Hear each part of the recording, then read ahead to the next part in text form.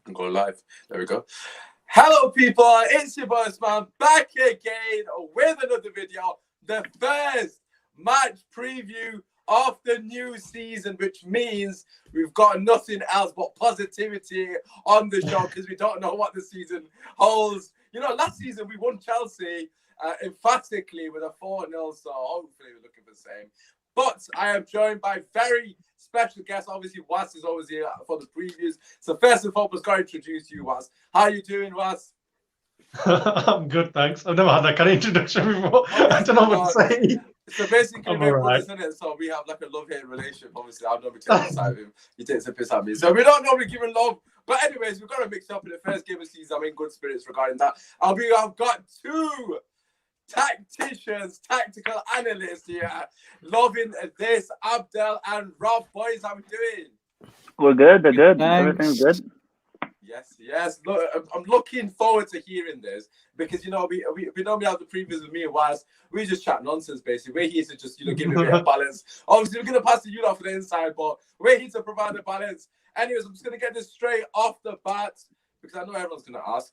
We're not talking about transfers at all, so don't ask Rob about any questions regarding anyone to do with players. We don't care about that. We're here to talk about the first game. But Rob, are we selling Jadon Sancho just quickly just to get? I'm joking.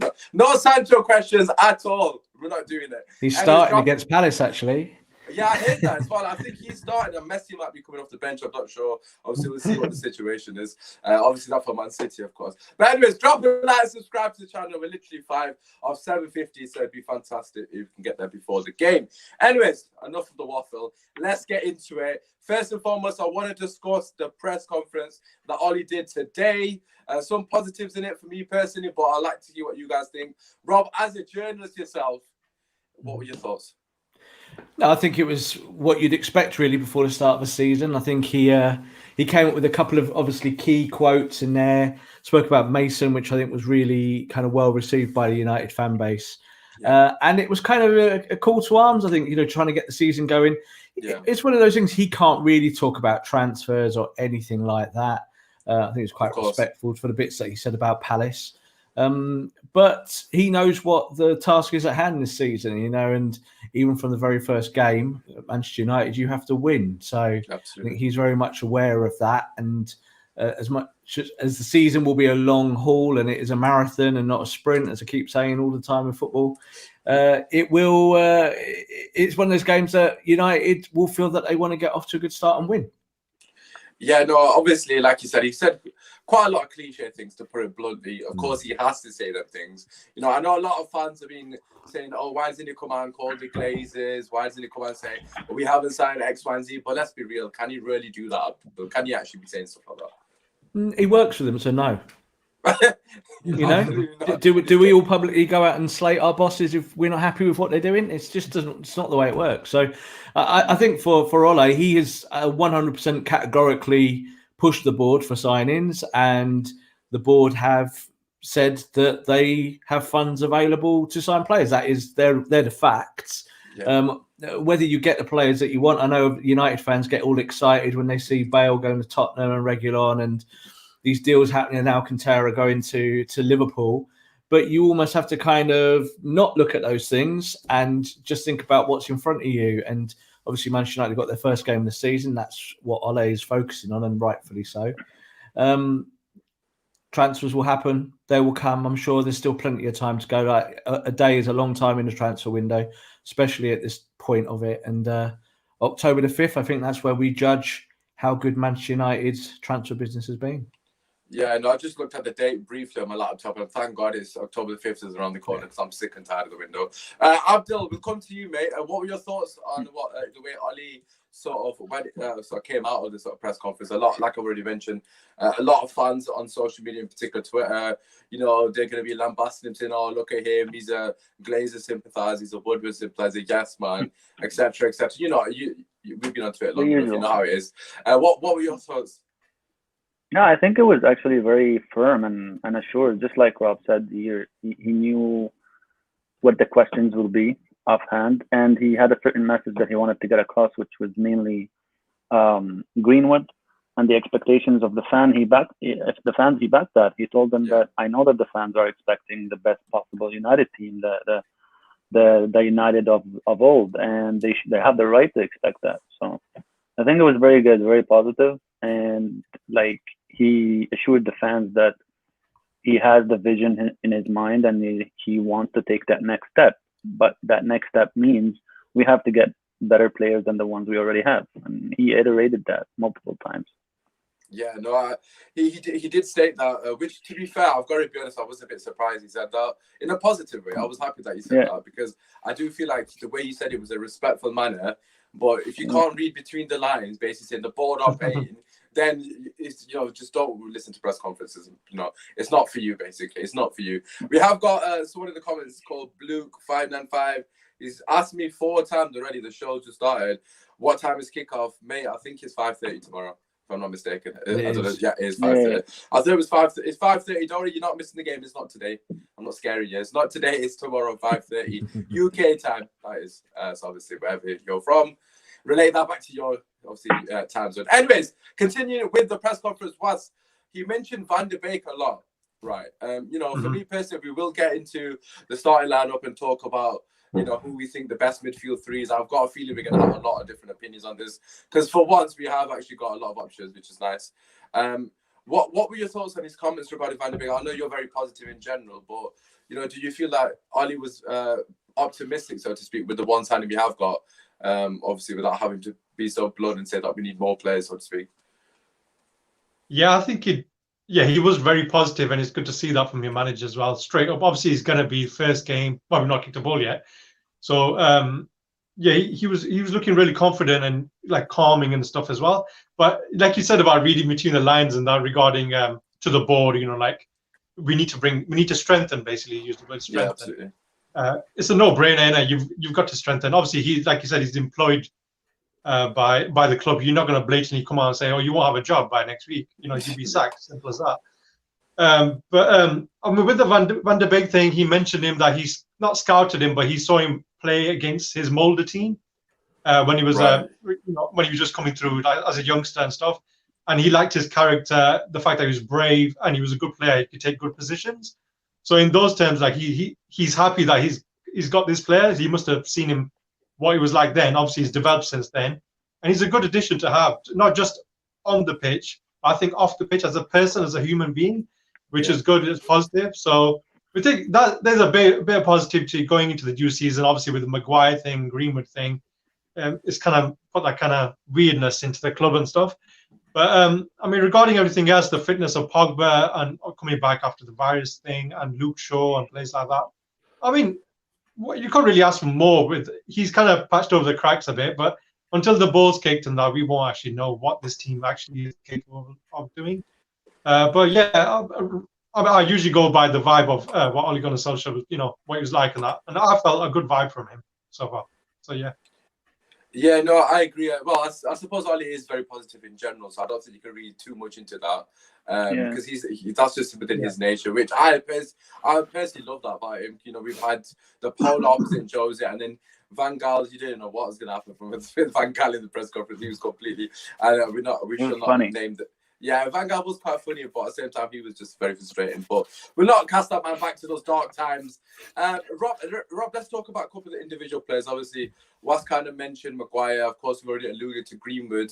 I asked you already about the sort of notion in terms of, is there a dark cloud, coming to the club? For me personally, I've got to say, it's an absolute disgrace that the club had the audacity to say there's a media frenzy in social media and it's casting a dark cloud. Like, the fans are responsible for the negativity surrounding the club. What were your thoughts regarding those comments? And also, just going into the season in general, obviously the game being tomorrow, do you feel there is a bit of positivity amongst the players, or do you think that's just all for media, so to speak? I don't think the players are at all influenced by what we all write in the media and what you guys read in the media. I don't. Most of them, that they're very aware of what it is. They've all got Sky Sports News on at Carrington, and they see the bits and bobs of 24-hour news that flow through football all the time.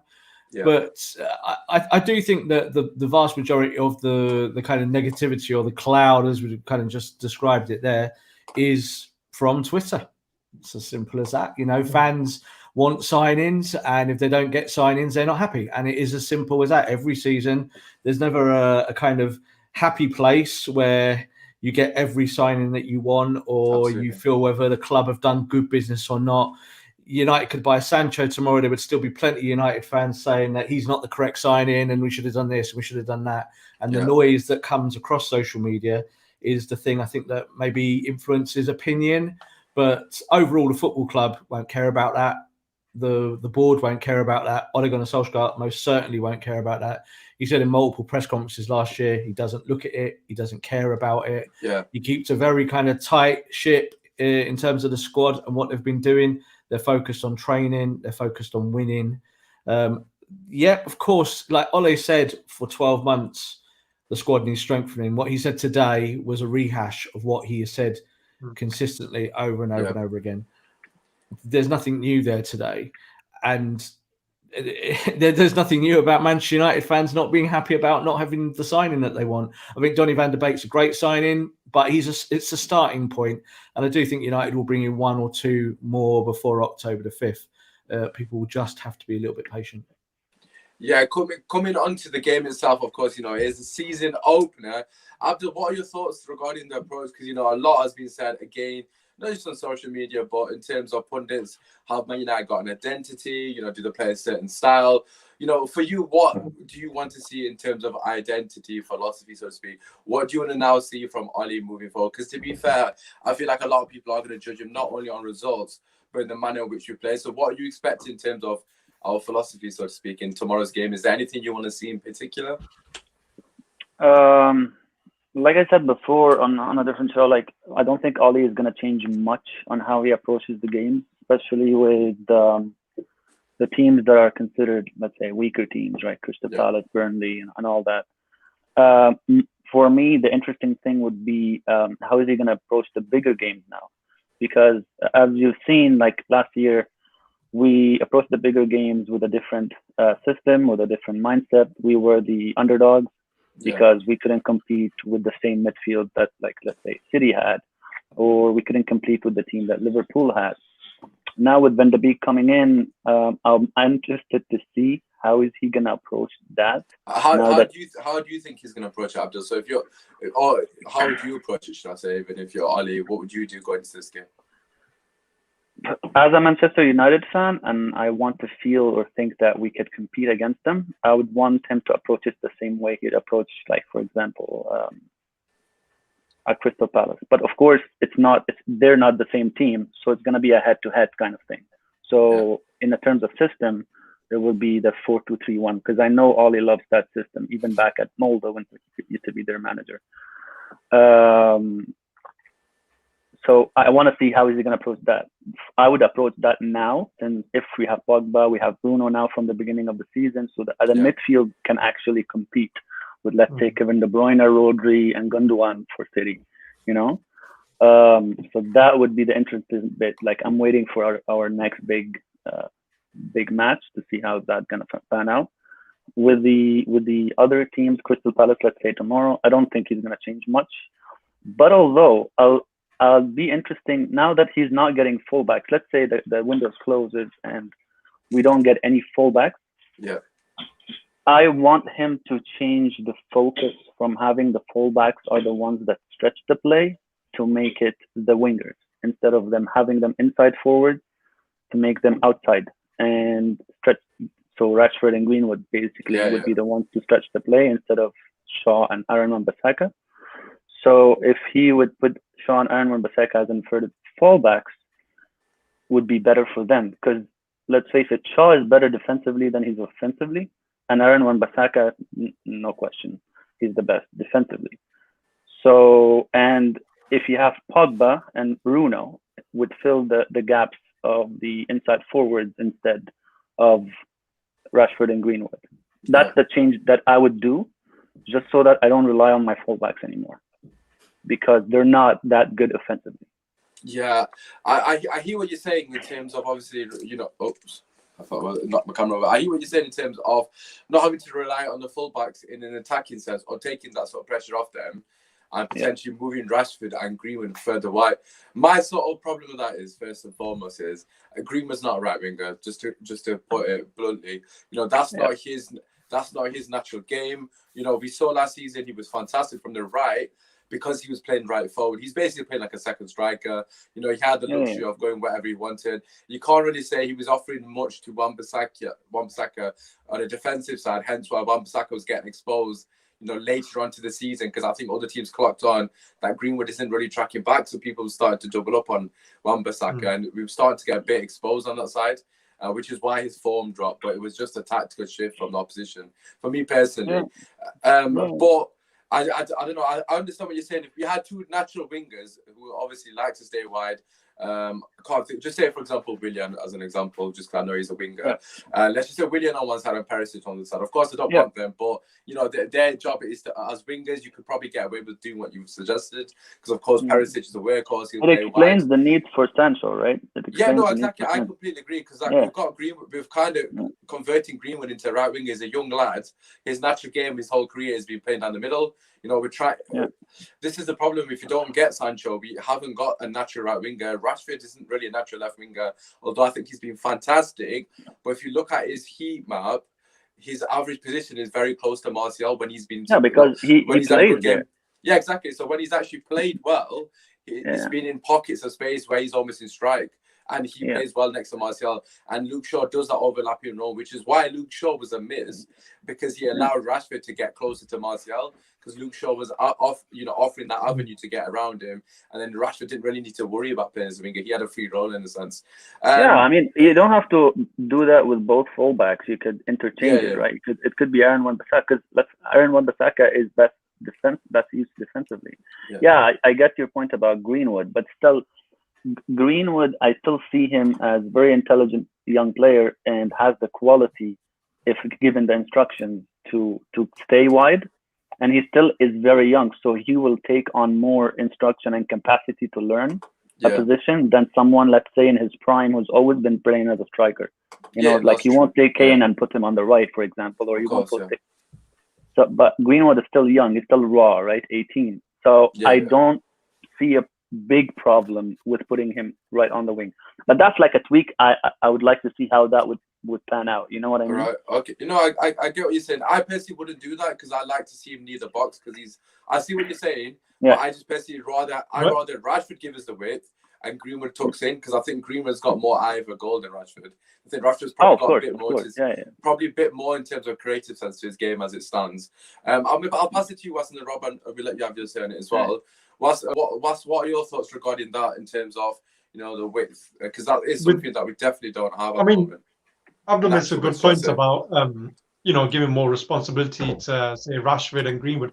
But with Greenwood, I know you say that he's obviously not a natural winger. He's like a central striker, isn't he? And that's the way he's trade, although he's still young.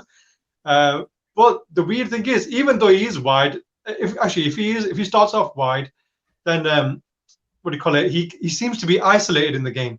He doesn't get included. There's been times where he kind of goes missing, because I don't think it's natural for him, and he just doesn't, obviously, because he's inexperienced as well. He doesn't really know what to do. He's still learning. But the weird thing about him is that he just gravitates towards the goal anyway, starts doing all the step overs. So his natural game just happens to happen naturally as well. So I think I want to see more from Wan-Bissaka. I want to see more for Wan-Bissaka overlapping him. Same with Luke Shaw. I don't think they do it enough. And I think they've got it in them as well. Wan-Bissaka used to be a winger back in the days. Obviously that was his first breakthrough season. We understood that, finding your feet in United is not easy compared to obviously Crystal Palace. It's a massive club. Now he's done that. What's the next step from him? I personally want to see him, going down the wing, overlapping, and getting the ball into the box for Martial and people like that. And maybe Greenwood tucking in more to the edge of the box area, where you can do the step overs, and he can go either left or right, which causes the problems for the defenders. And same for the other side with the link. Obviously, they've had longer and Luke Shaw and Rashford. They've got that more of a bond. You can see it. And I wasn't a big Luke Shaw fan, to be honest. But honest to God, when he was off for the last couple of games, I actually, really start liking him as well. It's evident. Honest to God, it was evident. I was like, we need to get rid of Luke Shaw and that. But I kind of ate my words there. So I'm a big believer in Luke Shaw now. So yeah, I want to see more from them going forward. But yeah. No, I agree. Rob, I know obviously you're a massive Luke Shaw fan. You said he's going to be your player this season potential. We have got a question here that is. I'm not a big fan. I think you can do the job. That's all. okay, fair enough. Okay, I'm putting words into your mouth. I'm doing a journalist job. People don't want to be claimed. Right, okay, we have got a question here that is obviously linked to what we're talking about. Matter suffered on the right to hide our flaws, especially as players in the right position. Is crucial. I suppose that kind of alludes to the, having strikers in wing areas, in particular Greenwood. I suppose Rashford kind of has made that left wing position his own. And you could say he's a natural left winger now, given the fact that he's been there for quite a few seasons. What are your thoughts regarding the front three, Rob? Do you agree with what Abdel said in terms of allow the fullbacks to be inverted wingers and have them play more century to take that sort of workload off them and that expectation on to obviously provide a lot more in attacking sense? Well, players make systems. Yeah, you can have systems until you're blue in the face. Unless you've got the right players doing the job, it doesn't work. So for me, it's a personal thing. Mason Greenwood, since the age of 12, has been a goal scorer, a penalty box predator, putting him out wide right. If you wanted to play that system, you would have to drop him and put someone else there who can do that job. So I think this is the way, looking at the fullback issue, and we know that the Manchester United fullbacks are not as productive as they should be. I agree with Waz there in terms of the sense that I would be tasking Luke Shaw and Wan-Bissaka to actually go and do the job. That's what's important. Modern football, how many teams play with wingers in the modern game? Like none at the top. Everyone plays this variation of 4-3-3, whether it be 4-2-3-1, whether they play two strikers, whether they play one striker. You have players who play in the channels. Rashford obviously is a left-sided player, but quite often is hugging the left wing. And that's something that he needs to do less of. We don't want him on the left wing. We want him in the channel because that's where he's dangerous. Agree. So It's the same with Greenwood, I think. I think as soon as you see Greenwood covering a fullback or Greenwood going very far to the right-hand side of the pitch, he tends to have a lot of trouble. Now, he puts in the endeavour. He's a young kid. He can work hard. But you know what? I don't want an 18-year-old covering the right back. It doesn't work. It doesn't. It's where you kind of. It's like a Rubik's cube, and you kind of keep turning it till it becomes too confusing. It's like, well, what is this anymore? So I think with United, I do think that the question is, where do you play Paul Pogba for this game and games going forward? How do you make that midfield tick? And where does kind of Bruno fit into that? And that's, I think, stringing it all together. I still would like to see the fullbacks do the wing back jobs because that's what they do in the modern game. They've got to overlap. They've got to be those. They've got to be those wingers now. They've got to get assists. But for me, it's the core of the team, and as you just said, they're the three central midfielders and also the three strikers or the three forwards, as you'd call them. And how does that fit? 4-3-3, I think, would be the ultimate kind of system in the end, but I don't think we'll see that in the first week. Sorry to interrupt you, Rob. Just got breaking news. David Ornstein, Alex Tellers has signed a 5-year contract with Manchester United. Okay. There's your fullback. We can't talk about transfers actually. Obviously, that's Ornstein. Obviously, as we know, one of the most credible people out there. Yeah, of course. So he's tweeted it. Well, he's retweeted it off Mohammed. I can't pronounce his name, and you guys will know who it is. We just need to agree a fee with Porto, but as we know, Porto need the money desperately. So it does seem like that's going to happen then. Obviously, I've been reporting them on a consistently that United were more likely to get Tellers than they were Reguilon. I've said that over and over again. Tellers has been said it a couple of weeks. Yeah, I've said it so many times, and he's been someone that the club has scouted for an extended period. They felt that they needed a proper attacking fullback who could offer something. If that's factual, what a signing that is, buddy. Especially because of what we're talking about as well. It's perfect. Do you know what? Again, United fans will get high on it because it's a signing, yeah? Yeah. He will need time to settle in. We don't know if he can replicate what he's done in the Portuguese league and the Premier League. It's a really tough transition. You might find that for 6 months he struggles. You just do not know. It's a good positive signing in the sense that United have looked at the fullback issue. And we know that obviously last year they spent £50 million on a lad from Crystal Palace, who I've said again, I don't know if it's this show. He went to the same school as me in South London. Yeah. And he was a winger as a boy, and he was supposed to be a player who can get assists in years to come. Obviously, we didn't see that last year. So that's a great, that would be a great signing, Tellez, with someone that I think fits the squad and will challenge Luke Shaw. And we talked today about just at the start about Luke Shaw being a defensive fullback. I don't think he is at all. I think he is by trade a wing back. That's where he came through at Southampton as a wing back.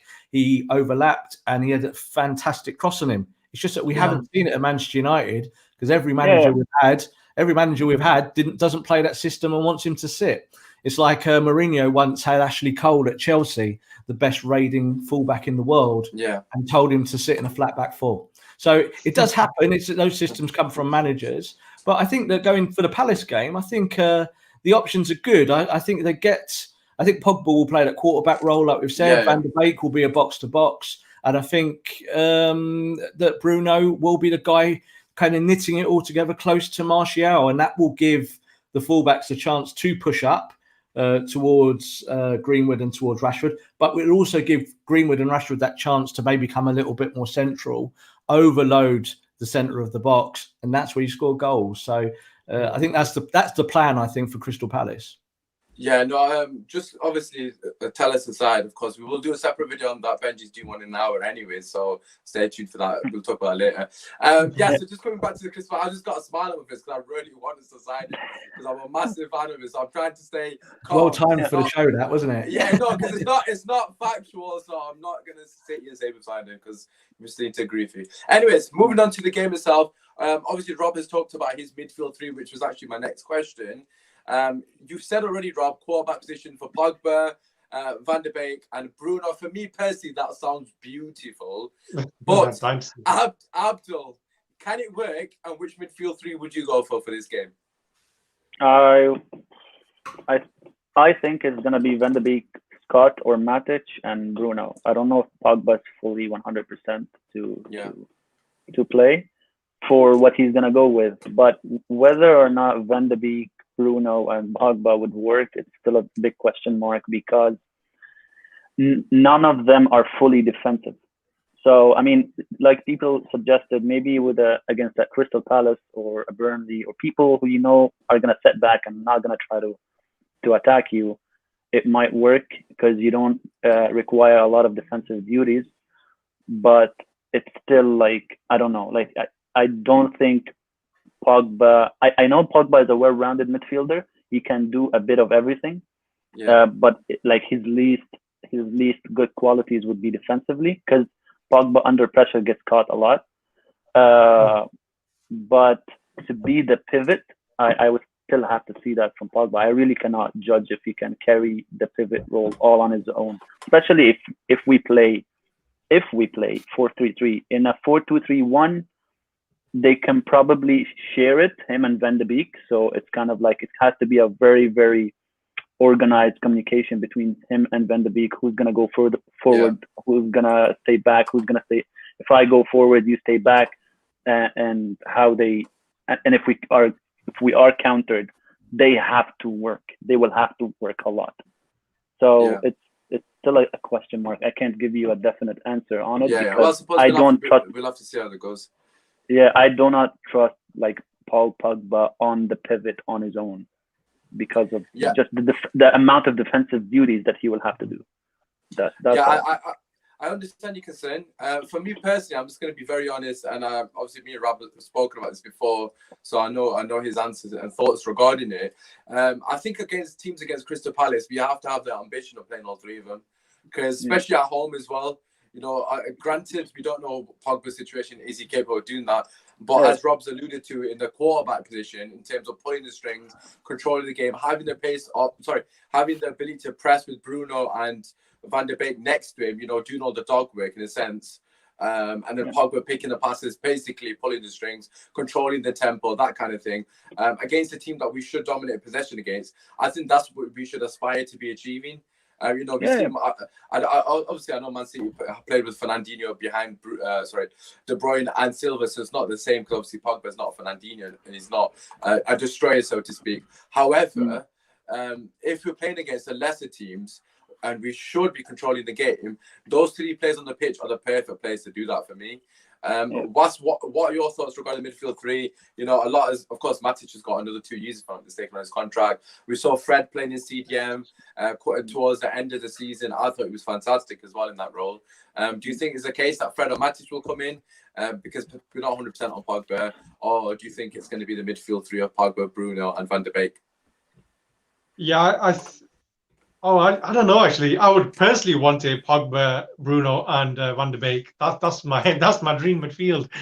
But I think my head's going to rule on this one. I think Matic will come in because it's the first game of the season. But then again, against a lesser opponent who've also got loads of injuries in their team as well, Crystal Palace, they've got a lot of players out.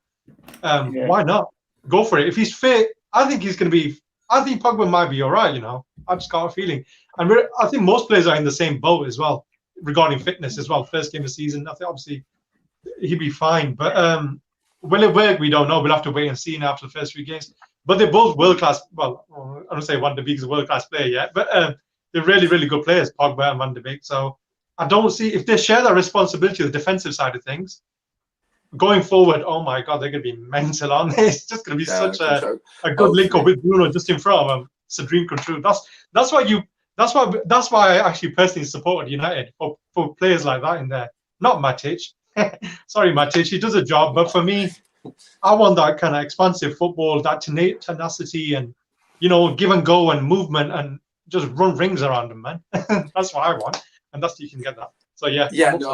Well, I suppose with that midfield three it is exciting, but like you've already mentioned, we've all mentioned, they have to share. What Abdel was saying about sharing the responsibility, that's that discipline. The discipline has to be there. Yeah, we can't play 4-3-3 with Pogba in the DM. That's not going to work at all. Coming on to Crystal Palace, we did have a Crystal Palace fan on today. His preview with Benji is already on the channel, so check it out. He gave a lot of good insight. I'm not going to comment on Benji saying that Batshuayi is a world-class finisher, but we'll leave it that was hilarious. Oh, God. One thing I could add, by the way.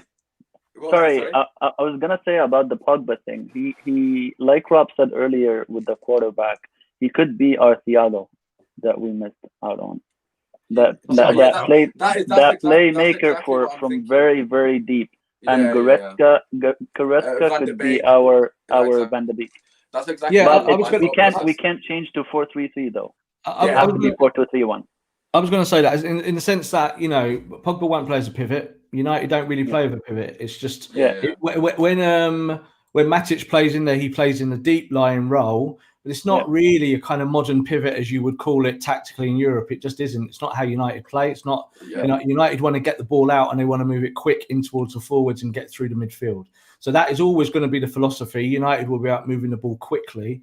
The whole idea of playing Paul Pogba in a kind of whatever you call a quarterback role, as I described it, is that Paul Pogba will be moving the ball from A to B to the centre of the pitch, the halfway line with one pass. So that is the way Manchester United will set up, I think, against any team that are similar to Crystal Palace. So like I said, any of the teams outside the top 8, I think those 12 teams, you could look at them all very, very similar in terms of their outlet. Some of them are a little bit tighter and a little bit meaner and a little bit more physical. But ultimately, Manchester United want to go and attack those sides. And I think that's what we'll see against Crystal Palace. It might be a case that because of fitness that we might see Matic play over Pogba because obviously Pogba missed a bit of training. But I think more than likely we will see Pogba start. We'll see Van de Beek start because Ole obviously bigged him up today and tried to have a really good chat about what he did against Aston Villa in the friendly. And I think obviously Bruno is an automatic starter. There's no doubt that he starts. So I think that 3, she said, it won't be a 4-3-3 as we traditionally know it in the sense of how Liverpool play a 4-3-3. But actually how Liverpool play a 4-3-3 is also quite visceral. The midfield moves around. It allows the forwards to get forward. And even in that role there, you will see Pogba, I think, breaking forward from deep. He will, he's got the legs. He's got the physicality. He can get forward even from a very, very deep role. And I think Van de Beek said it in one of his interviews last week. He said, Ole had kind of spoken to him about having a slightly different role to what he had at Ajax and that he was up for it and he was happy to kind of take on the challenge. And I think that role will be a proper box-to-box role in terms of a number 7 or a number 8, however you want to call it. He won't play as the 10. He won't play off the striker like he did at times at Ajax. And I think that would just be a much more fluid midfield, as I said there. It's trying to make a a United team that plays like Manchester United. And I think that's what Ole is trying to do in the long term. Yeah, you play Liverpool, you play Man City, you play Matic. Simple as that. You put Van der Beek on the bench. You have to adjust yourself when you're playing bigger teams who are better than you, because you can go out there and be all maverick.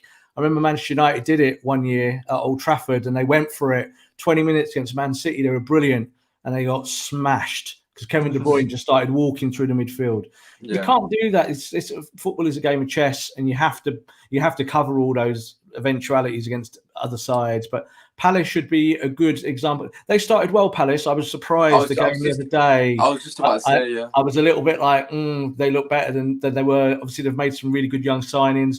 Zaha looks motivated to put himself in the shop window. He would do everything to score against Man United, because that means he might be out at Crystal Palace as a result if he does well. Yeah, might even be to Manchester United. Who knows? But he wants a move, and there are guys at Palace who are kind of up for the challenge at the moment. So it'd be interesting. Yeah.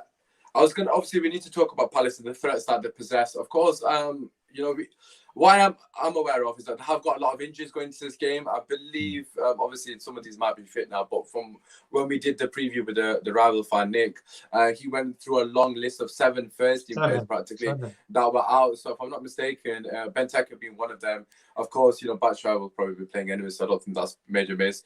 In defence, we've got no Sacco, he's out. Cale's out. Van Aanholt's out. Tompkins is out.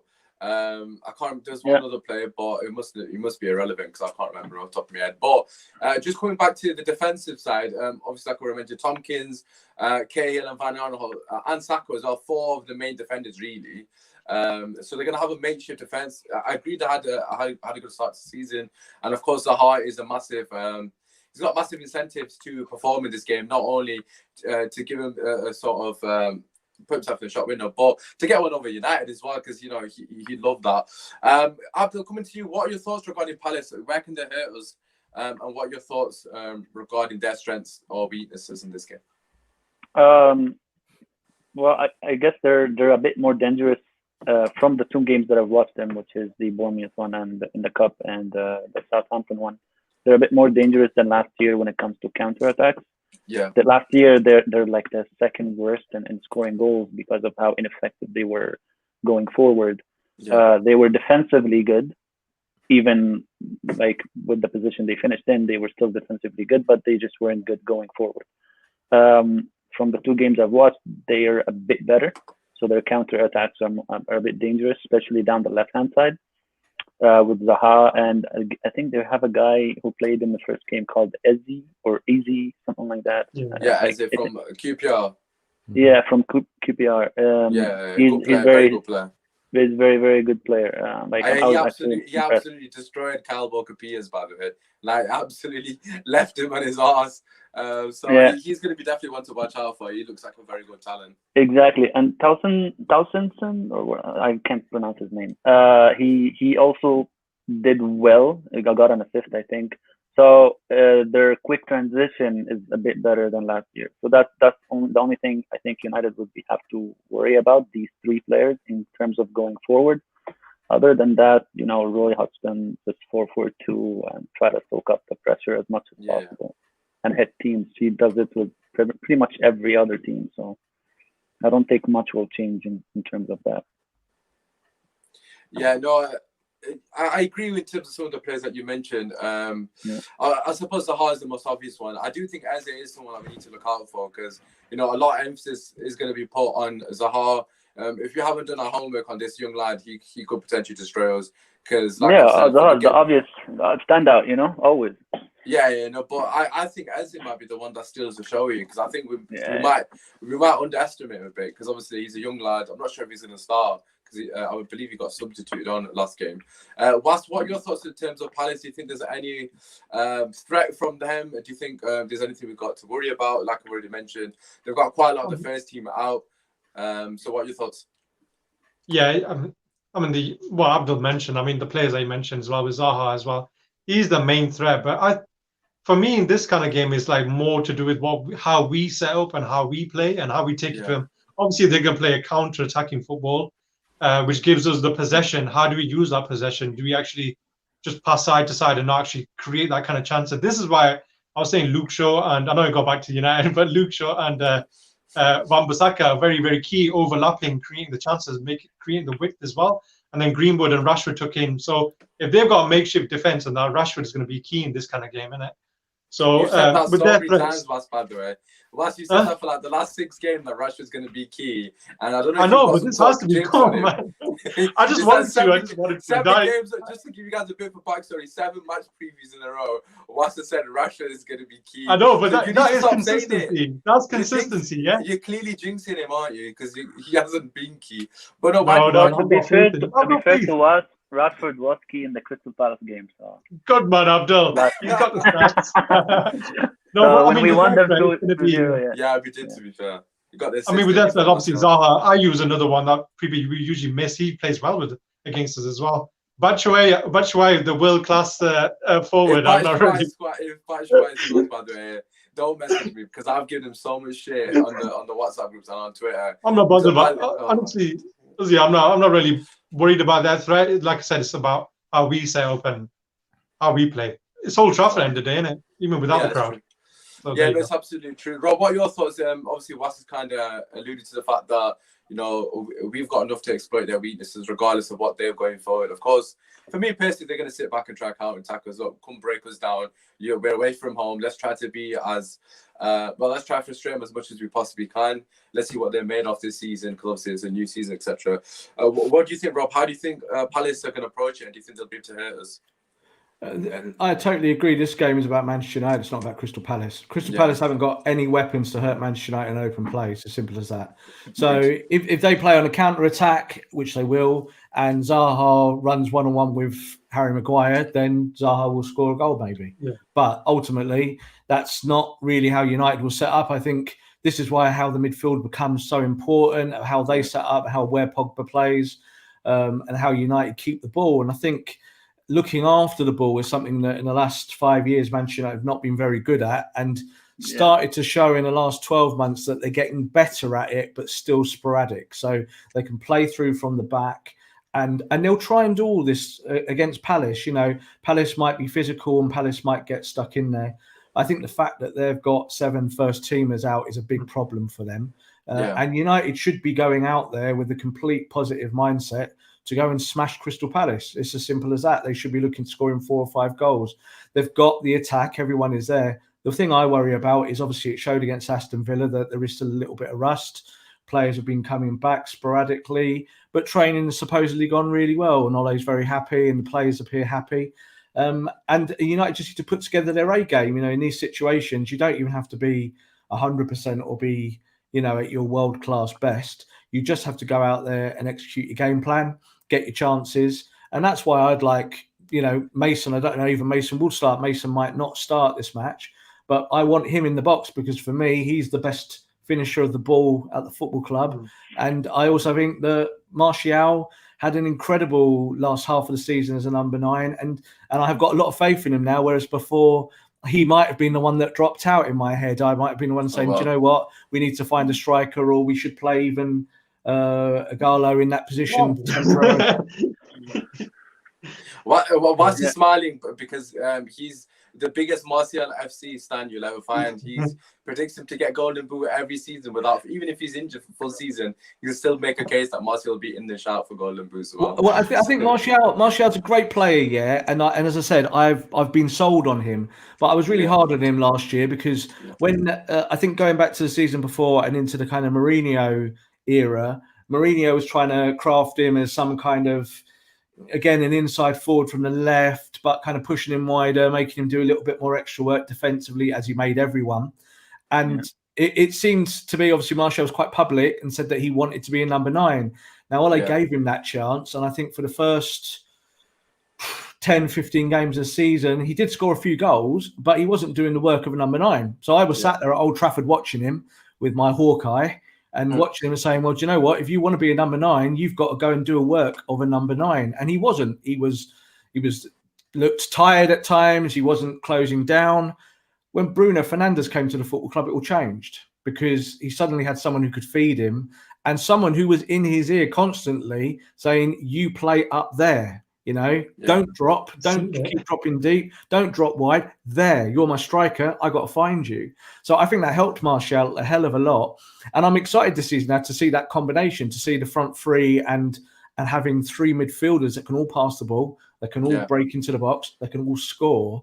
That's actually going to give Martial loads more chances because there'll be a lot of second balls. There'll be a lot dropping to his feet, where maybe the last few seasons he'd have to make his chance, wouldn't he? He'd have to pop in, definitely. Come in on his other foot, curl it in the top corner. We'd all be delighted with a fantastic goal. I want to see Martial score 10 tap-ins this year. Yeah, 100%. I want to see him I want to see him break into the 6-yard box with a complete like that, no problem. Tap the ball in, score 10 of those this year, and score 25 goals overall in the season. It doesn't, and not every goal has to be world class. Go and ask Sergio Aguero that. It's just about putting the ball in the net. Then you win games. So. No, I honestly, I completely agree. Just listen to you talk about our front six there. Honestly, God, I've just got a glimmer of hope that we might actually do something this season. So stop being positive, Rob. You're giving me delusion again. I was like, this is why I get all the time talking to me about transfers, you see. And I get it, it's my job. God. And we work. We have got good players, to be fair. Yeah, the transfer market is always like we're excited. Like tellers will be just like my phone will be burning up now over it. It's on silent, so I don't need to look at it. But all of those things, fans are just that would just look at the future. But I think the players we've got at the moment, as I said, that's that front six, as you could call it. Yeah. And I do think that if we find a way of just improving the defence over the next 12 months, Manchester United will challenge for things, and Ole will find a philosophy and a style that I think suits the players. Like I said, players make systems. Yeah, that's how it works. If you don't have the players to play the system, you can't play the system. Pep Guardiola tried doing that in his first season, didn't he? And it didn't work. He had his system and it was rubbish. It didn't work. Those players couldn't, so he got rid of them and bought new players. So I think with Ole, it's trying to find a happy medium between what everyone does really well and trying to win football matches. Yeah, no, I completely agree. Obviously, with the Pep example, he bought Bravo to play that sort of, have a goalkeeper that plays football, and they realised he ain't capable, so they got rid of him as well. So hopefully we've got the right players for this system. But let's talk about the lineup. So the way we're going to do it is we'll all give our back five, and then obviously we'll move to midfield three, and then the front three, and then we'll do our score predictions. If you're still joining us, or if you're trying to refresh Twitter for every 3 seconds to see if tellers are signed, don't waste your time, because I'm doing that as well. I'll keep you up to date. I'm sure. Right, let's go. Let's start with the back five then. Abdel, we come to you first, mate. Who's your back five? Forget what you think Ollie's going to do. Just do what you would do if you're in charge. I think I will stick with the same back five that we had throughout the entire season. Yeah. I feel like. Yeah, I was about to say, no reason to change. No reason to change De Gea. It will cause a lot of trouble if we change him. Yeah. Maguire and Lindelof have played together the most, so by now they should understand each other much better than before. So I'll keep that partnership for now, because Bailly just one game in 2 months every year. Yes. And Aaron Wan-Bissaka, he's been a standout last season, and Shaw, if he's fit. Yeah, no, for me personally, I'm just going to keep it short and sweet. I agree with you completely. I'm not changing anything either. Was, are you nodding in approval, or are you playing Phil Jones? What do you reckon? No, if he was fit, it would have been strange. Yeah, right. Yeah. Same team. No argument with that. Rob, any case for a left-sided centre-back in Rojo? Do you think that he can make a case to that lineup? No, not in this lifetime. I think the back four picks itself, and obviously we're talking about that there is a chance that Henderson will start. There is a chance. He's been bigged up again by Ole in the last few days. Yeah. For me, if we're talking about who I would like to see going forward, I would like to see Maguire playing with Mengi. That's what I would like to see. That's a personal. Yeah, I really like Mengi. I think Mengi is the future at centre back for Manchester United. I really do believe he could be one of the best defenders in the Premier League. He's got every attribute you want from a top class centre back, but he's a kid, so I don't think he'll start against Crystal Palace. But I'd like to see more of that. Hopefully, I think if Axel Tuanzebe doesn't stay fit, Mengi will get a couple of shots on. I agree. Coming on with Maguire. I think Mengi is now ahead of Tuanzebe in the pecking order. I think there's no doubt that Tuanzebe is the guy that's been groomed for the last year or two to be a Manchester United centre back and a starter. He's seen as a leader, but Mengi is also a leader, and Mengi is also really vocal, and in many ways He's captain, obviously, as well. Isn't he? Yeah, he's got more power. He's also got a kind of cute style on the ball where he moves it quickly into midfield. And I'm not saying he's going to be the greatest defender in the world, but I think he's someone who's got a lot of talent, and I think he's ahead of Tuanzebe just as it stands at the moment. Yeah, that's a shame, that, to be fair, because I'm a massive fan of Tuanzebe. You know, his loan at Aston Villa, I thought it was absolutely fantastic. Of course, you know, he's had that injury. Hopefully, he can recover and you know, go from strength to strength. But we'll have to wait and see. I do agree that Mengi, for me personally, he probably should start against Luton. Obviously, this game's a bit too soon for him. So if he doesn't start against Luton, I'm gonna be very upset. Him and Rojo, innit? Yeah, Rojo's the perfect person for him to learn from, because you know. The talk from United is that Rojo quite possibly could stay at United this year. That is the talk from United, because they haven't got a buyer for him. But the other side of it is that he's come back and he's trained really well, and Ole's been impressed. So. Oh God! Well, wait until he gets a red card in the first 4 minutes of the game. You know, he hasn't got a red card yet. Has he That's now? the strange thing. He hasn't. What? He's never got a red card. At United, Rojo has never received a red card. What? And Mata received a red card. He's got away with murder, then, hasn't he? He got away with a lot of ones. He got away with so many because there was no VAR. That's why. I swear he's kicked about 5 players. Too quick for VAR, mate. Yeah, exactly. You'd love to see it. Listen, let's go into the midfield 3. Of course, I've got a feeling we know Rob's anyways. I'm assuming you stay with Van der Beek, Bruno, and Pogba. Is that correct? Yes, but again, like I said, depending on fitness, because again, we all have our dream scenarios about who should play where. I don't think Pogba's going to play. I'll be honest with you. I don't know if there is any real issue with his fitness at the moment, even though he wasn't in full training. But Paul Pogba is not the player who needs an extra 6 weeks of training to kind of fit back into Ole's plan. Yeah. He just needs to be physically fit. He does his job. It's kind of quite soulless in that. He's kind of maverick in the sense of his own game. He works his own game. And I think that if he is fit, he plays. I think that's how Ole will see it. However, if United are a bit, say, concerned about Eze, I think Eze is the player that they need to look at, because he's the guy who's going to drift, and he has got ability to kind of go from left to right and break through the centre. It might be a case that Ole wants to put Matic there in a kind of defensive midfield role to kind of deal with him. However, I just think United are going to go and look to score goals. I think that's how they'll play the game. I think another reason as well is because the fixtures are congested this season because of the whole pandemic thing. So it would be wise not to play all our cards every single Premier League game. You know, like putting Van der Beek, Bruno, and Pogba, all of them. You know. So keep one on the bench just so if you need some impact player, keep one on the bench, depending on the opposition, of course. But of course, we've got options now. We've got options to do that. Yeah, exactly. You got to be very wise and careful with that. I think for the first time ever, for the first, well, I say ever, maybe for the last 5 years, most Manchester United fans and people outside of the football club can name Manchester United's best 11. Yeah, now, Jose Mourinho couldn't name his best 11 for years. Yeah, he got away with it. He'd change it, chop and change it. Van Gaal was the same. I think Ole has established a starting 11, and even the players that are coming in. So we're talking about obviously Van der Beek. Tellers will be interesting, obviously, if he does sign and that's completed. But we all now know how United want to play. United want to score goals. They want to pass the ball. If you let them counter-attack, they'll counter on you. But they're being more of a modern football team now, which is not how it was before. And we all can name that starting 11, I think, without too much kind of there's not going to be brainwaves to Ole. I think we can. The team sheet's quite obvious, more obvious these days than it was, say, even 12 months ago. Yeah, no, absolutely. In terms of, the style of football, against Brighton, you saw our last goal as well, in terms of versatility, the Bruno goal. Matic obviously played into green, where the rest is history. What a goal that was. We played counter-attacking football prior to that goal, the first 2 goals. We dominated the ball. So it's good to see that versatility within the football. Now, hopefully, of course, it continues. Abdel, what's your midfield 3, mate, going into this game? I know we kind of already touched on it already, but who you got? Have you given yours? No, I didn't. But I would say Scott, Van der Beek, and Bruno.